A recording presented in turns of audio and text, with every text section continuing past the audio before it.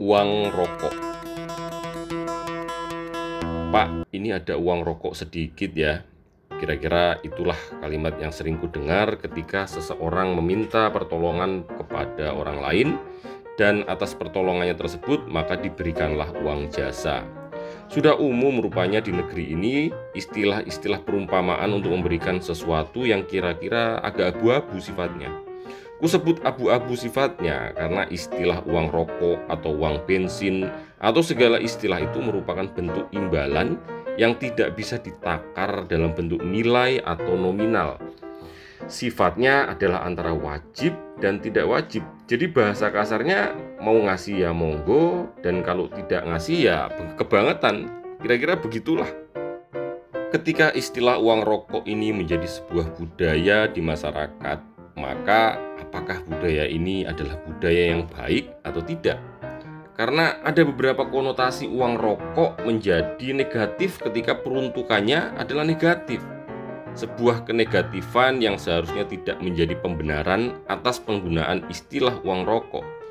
Ketika kita mengurus surat kehilangan di kantor aparat penegak hukum misalnya, maka tidak ada sebuah tarif yang mengharuskan kita untuk memberikan sesuatu berupa uang jasa kepada aparat penegak hukum itu.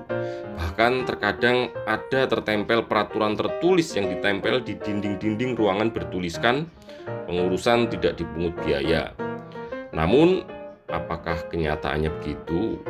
Terkadang justru kita yang memberikan reaksi terhadap kinerja mereka dengan menyelipkan di laci mereka berupa uang rokok atau uang jasa. Tidak hanya itu, terkadang juga ada oknum aparat yang sengaja memberikan respon dengan mengatakan, "Tolong dibantu uang administrasinya, sukarela saja." Sebuah budaya ewuh pekewuh dalam hal bantu-membantu atau menghargai bentuk jasa seseorang memang masih tertanam. Bagaimanapun bentuknya dan sesopan apapun kalimatnya, maka akan berujung kepada nominal uang jasa. Jika budaya uang rokok ini yang secara jumlah mungkin senilai dengan harga sebungkus rokok akan menjadi kewajaran untuk sebuah bentuk balas jasa, sebuah kinerja yang tidak begitu besar. Namun jika nominal senilai sebungkus rokok tersebut menjadi nilai satu karung rokok atau bahkan satu kontainer rokok, apakah tetap saja disebut sebagai uang rokok? Bahkan celakanya uang rokok itu terkadang diberikan kepada orang yang tidak merokok. Tak ada yang salah dengan istilah uang rokok tersebut. Yang salah adalah jika istilah tersebut diselewengkan penggunaannya. Bahkan di negeri ini banyak sekali istilah perumpamaan yang berkonotasi sebagai uang kece blece tersebut. Misalnya saja istilah apel Malang atau apel Washington yang diidentikan dengan dolar, uang lelah, uang bensin, uang kopi, dan lain-lain sebagai bentuk tradisi kesopanan dalam memberikan istilah. Dan tidak ada orang yang terang-terangan mengatakan, "Pak, ini ada sedikit uang suapnya, tolong diterima dengan ikhlas." Namanya saja uang rokok, tentunya untuk membeli rokok. Jikalau kadar pemberiannya jauh melebihi harga sebungkus rokok, tentu namanya bukan uang rokok lagi.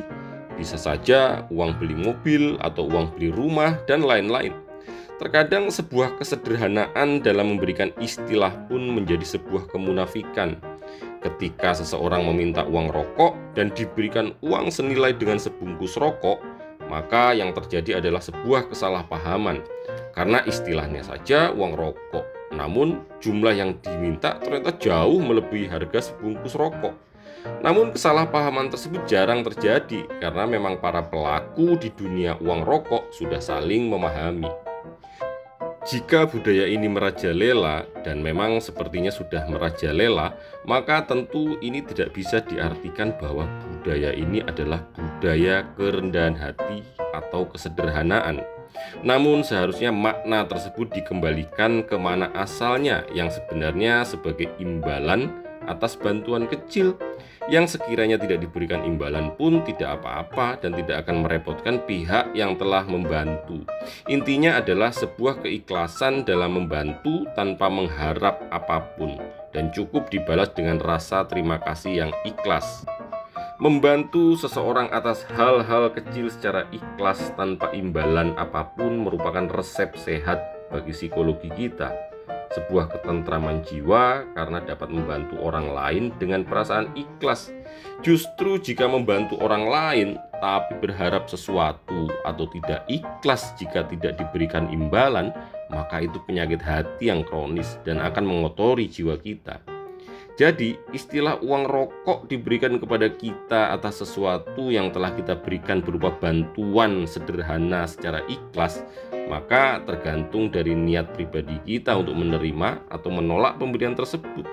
Atas pertimbangan keikhlasan pihak yang memberi dan dalam tingkat kewajaran, kenormalan